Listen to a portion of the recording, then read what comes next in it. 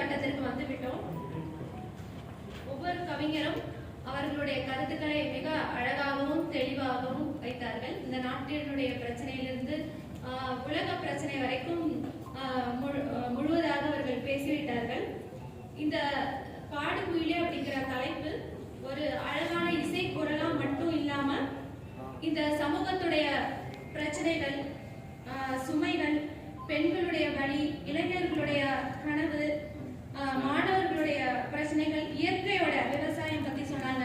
இப்படி ஒவ்வொரு சமூகத்துல நடக்கக்கூடிய பிரச்சனைகள் அதை சரி பண்றது எப்படி அப்படிங்கறதெல்லாம் ரொம்ப அழகா சொன்னாங்க.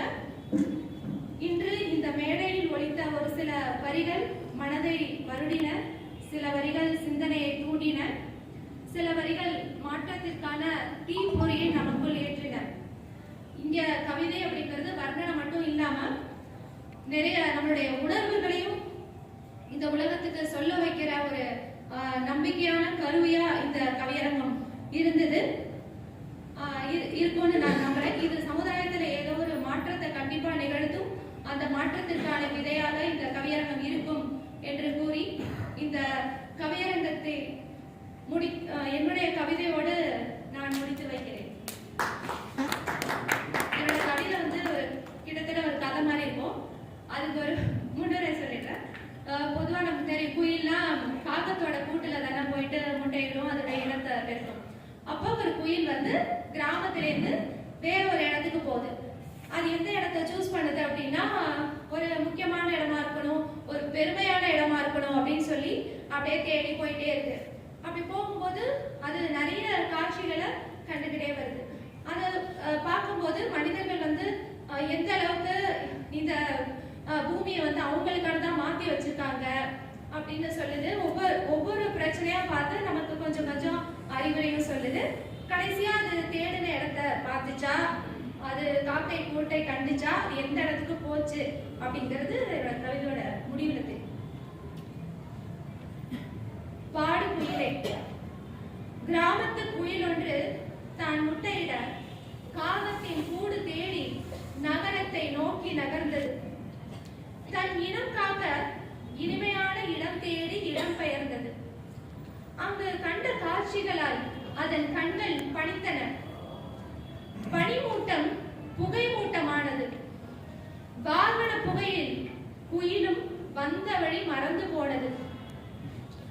ஆலமரம் தேடி அலைந்த குயில் இப்போது ஆக்சிஜன் தேடி அலைகிறது. இது பாடும் குயில் மட்டுமல்ல, பாட்டாலே மாற்றம் தேடும் குயில். இதோ குயிலின் குரல். நான் எங்கிருக்கிறேன்? எதற்காக இங்கு வந்தேன்? மாற்றம் தேடி வந்த நான் மாற வேண்டியது மனிதனின் மனம்தான் என்று உணர்ந்தேன். வயலும் பரப்பும் இன்று 8 வழி சாலையானது. ஏரி குளமோ எனக்கு எட்டா கனியானது. என் பசி தீர்க்க, என் தாகம் தணிக்க நான் எங்கே போவது? என் காணாமல் போன மலைகள் கூட கிரானைட் கற்களாய் உன் காலடியில் காண்கிறேன் நான். அட, அங்கென்ன சத்தம்? ஓ, பள்ளி செல்லும் பிள்ளைகளோ? இவர்கள் பிள்ளைகளா இல்லை சுமை தாங்கிகளா? இவர்கள் பூக்களை சுமக்கும் வயதில் மாறிகளை சுமப்பதே. மனிதா, பாடம் என்பது புத்தகத்தில் மட்டும் புதைந்து கிடக்கும் வார்த்தை அல்ல. பார்க்கும் உலகம் முழுவதும் கூட புத்தியை கொடுக்கும் ஆசிரியர் தான். புரிந்து கொள்வாயா? இந்த குயிலின் குரலுக்கு செவிசாய்ப்பாயா? இது இங்கென்ன சிரிப்பொலி கேட்கிறது? ஓ, இதுதான் கல்லூரி வளாகமோ? கனவுகளோடு மாணவர்கள். என் அன்பு மாணவனே, எனக்கு தெரியும். அறிவுரை சொன்னால் அழித்துக் கொள்வாய், எனக்கு தெரியும்.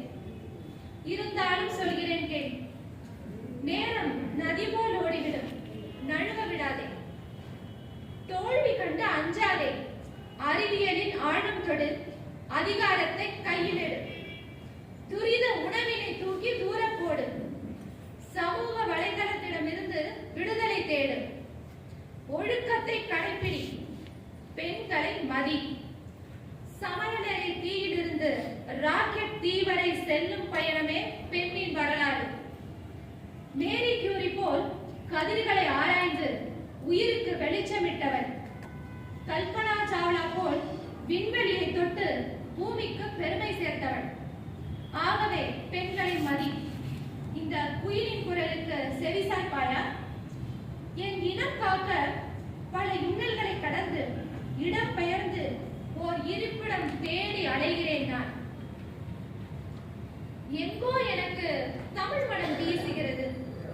தமிழ் காக்க தன்னுயிர் தந்த தங்க மகன்களை பெற்ற தங்க வயல். உயிர் போனால் போகட்டும், தமிழ் உயிர் பிழைக்க வேண்டும். கோலார் தங்க வயலை கோயிலாக மாற்றிய சொல்.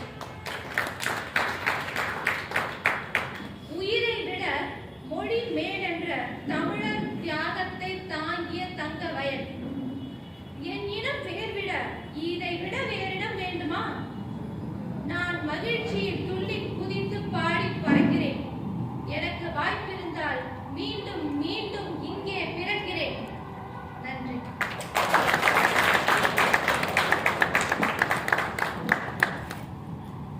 எனக்கு தலைமை தாங்க வாய்ப்பளித்த முத்துமணி நந்தன் ஐயா அவர்களுக்கு என்னுடைய நன்றியை மீண்டும் கூறிக்கொள்கிறேன். இந்த கவியரங்கத்தை வெகு சிறப்பாக நடத்த உதவி செய்த என்னோட கவி பாடிய கவிஞர்கள் அவர்களுக்கும் இந்த விழாவை சிறப்பிக்க வந்த அனைவருக்கும் என்னுடைய மனமார்ந்த நன்றி. மீண்டும் சந்திப்போம்.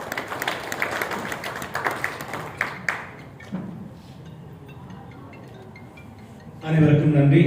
மிக சிறந்த வகையில் கவி பாடிய அனைத்து பாவர்களுக்கும் நன்றி கூறி பாவர்களை நிறைவு செய்கிறோம். நன்றி, வணக்கம். அடுத்ததாக சிந்தனை களம்